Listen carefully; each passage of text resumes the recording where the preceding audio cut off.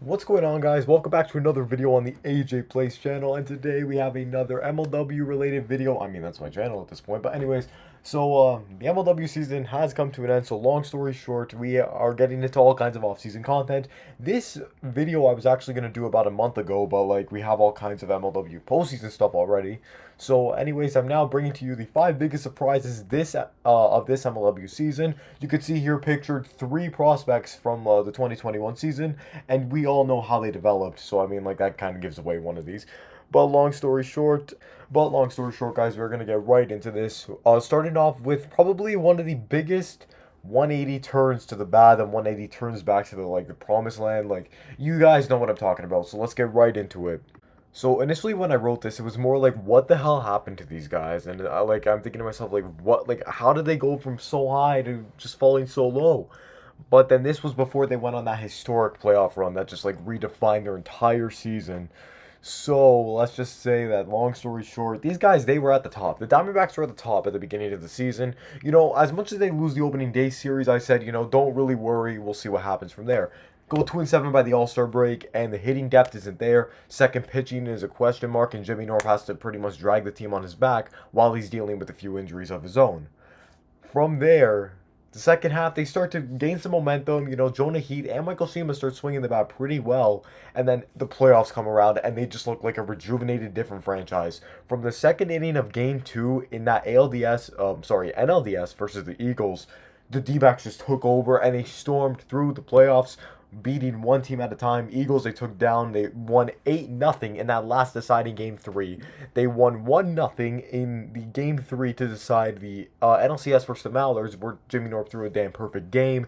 And to finish it all off, they end up sweeping the Cobras in the World Series. Like, absolutely ridiculous performances across the board from all the D-backs, as they went from the top, the very top, to the bottom of the league with the same record as the Metro Tragic, and then they go all the way back up by the end of the season to win it all. You can never count a team out that has Jimmy freaking Norp leading the charge. That's what we learned this year. Now, this one is just going from the bottom of the league last year to becoming one of the top teams and biggest threats in MLW this season, and it's pretty much all thanks to one guy. And Tommy Coughlin, I mean, you got to thank him for that, bringing in that one guy. I don't think anybody really expected the first overall pick in the 2022 draft to be the best Wiffler in the country, Jordan freaking Robles. There are some of us who were a bit skeptical on his availability and, how much of a factor he would be at the start of the season. The guy he launched into the MVP conversation this year. Tommy had big plans with the #1 overall pick. He drafted the nation's best hitter, nation's best pick. He just drafted the best Wiffler possible. And with that, Robles has been the one to come up clutch with home runs, the one to do the best he can on the mound. He is winning, he probably had 13 of 15 decisions this year because he pitched that much for the Mallards. He was critical to the Mallards' success this season. And they went from 4-11 to 11-4. They turned around and they almost went ahead and beat the surging Diamondbacks in the playoffs. It's a big step in the right direction for a team finally making their first postseason appearance since 2019. So there is a lot of improvement to be made now with the depth in the third option, but with another first overall pick, the Midwest Mallards have every opportunity now to build around Robles and Coughlin and get that third bat. Meanwhile, they still have Davenport and Irwin as pitching and hitting depth respectively. So this team looks very promising, and it's all thanks to Jordan Robles bringing new life to this team. He has been a critical force, and he's launched himself into the Rookie of the Year, Cy Young, probably Silver Slugger as well, and definitely the MVP conversation in his very first year as an MLW Wiffler.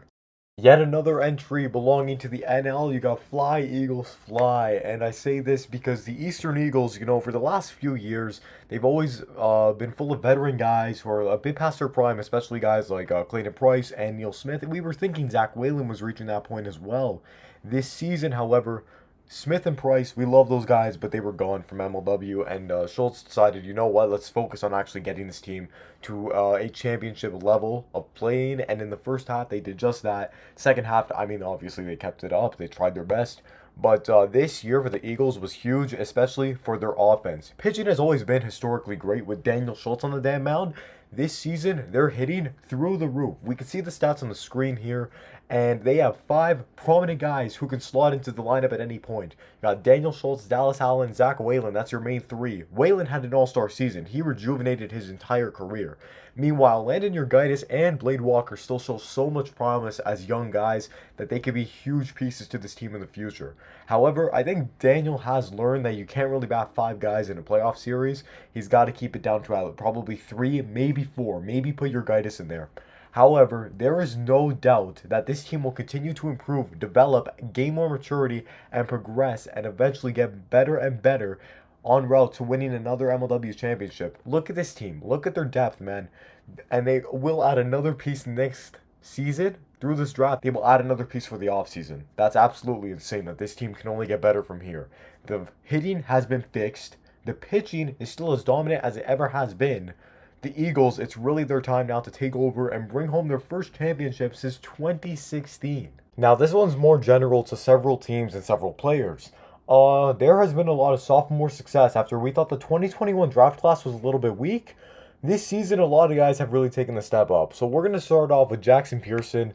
Last year, he was a little bit more of a bomber bust guy. He's become a lot more disciplined at the plate, and he's adjusted to that Ryan Kelly role of getting on base. And every once in a while, he delivers the clutch hits. He also delivers the home run, but he's still a guy who's been getting on base a lot more this season. And he's really helped when the Wildcats win games. It's because he's on base to get that extra run in. That Ryan Kelly guy is becoming Jackson Pearson now. As for other guys in the league, you also got Brendan Baranowski, who this season, he has made us all look like fools. Because there are some of us who thought Davis and Beam would be the starting 2 and Baranowski would be pushed to the side. We didn't know his role. Baranowski has emerged back onto the scene. This guy is right now probably one of the scariest pitchers in the league. He has dominated throughout the entire season. He is a critical reason as to why the Cobras pitching staff has been so dominant this season. That he has done fantastic, and he's been a key part to why they got so far in the playoffs, why he got to the World Series. We don't talk about the World Series because it was only literally 1 day of games that happened. Baranowski otherwise for the rest of the season had been lethal throughout. And as for Dallas Allen, finally, this guy, oh my goodness, Dallas, he had himself probably a massive improvement on both sides of the ball. He did not allow a single run in the entire first half of the season. He had one of the lowest ERAs as well as the highest in the league for the batting average on the hitting aspect of things. Dallas has just been absolutely stellar this season, and all 3 of these guys right now, these 3 former draft prospects, these rookies from the 2021 season, all of them have really taken a step up and have been key pieces to their team's success in the 2022 season. They're all in really serious contention, and they are in a close battle now to see who wins the most improved player after the season has concluded. And wouldn't you know it, the very last one, what the hell happened in the AL? Or only AL dominant team we're looking at today has to do with the Metro Magic, because the other teams have I made a whole video on the Cobras. I'm not going to talk about them here, but the Metro Magic, bro, you guys went to crap. You guys absolutely crapped yourselves. You guys went down the drain this season, and I'm sorry, because Chatty, Bonham, LJ, Curdy, Agner, you guys are all great. Swanson, hell, I'm a Swanson enthusiast. You guys are all great. However, this season went completely backwards for the Metro Magic. We thought that they had a pretty deep batting lineup considering what we saw from Bonham and Chadwick last season, especially toward the end. Agner got in the action. Agner got in on the action a little bit. Curdy and LJ, big supporting pieces in the lineup. This season, Bonham and Chadwick became absolutely hittable. They just became not the Cy Young tandem that we thought they could possibly be. I thought Jason Chadwick would have an MVP season. That went backwards. Jack Agner was missing for a lot of the season. That really hurt the team's overall morale. Liam Jackson just pretty much became nearly irrelevant, even though he threw a no-hitter against the Midwest Mallards this season, which I never thought I'd say that. He became partially irrelevant because his hitting disappeared, and as for his pitching, it's been gone ever since the middle of 2021.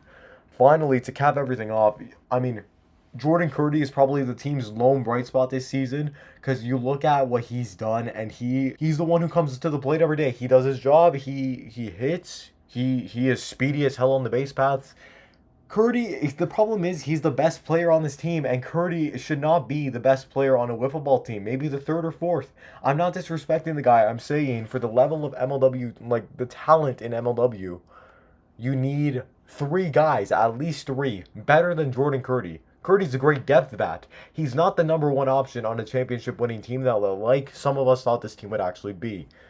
The Magic, I don't know what happened, but they crashed and burned, traded away Chadwick in order to get some draft capital, and they better make the right move, otherwise they will continue to be in mediocrity for next season, if not, at the bottom of the league once again. And I certainly don't want that. On that note, guys, that's it for this video. Those were some of the biggest surprises in MLW this season. The D-backs going from the top to the bottom, back to the top again. The Mallards coming back out of nowhere from one draft pick. The Eagles hitting being completely revitalized. A lot of rookies in 2021 and becoming dominant players in 2022, and then one of the teams that we had high hopes for crashing and burning. But anyways, that's going to be it for this video, guys. Stay tuned. I have a lot more content coming up. Just got to make it through finals, and then I'm going to be focusing a lot more on YouTube again. Anyways, y'all, I want to thank y'all very much for watching. I'm going to see y'all next time. Peace out.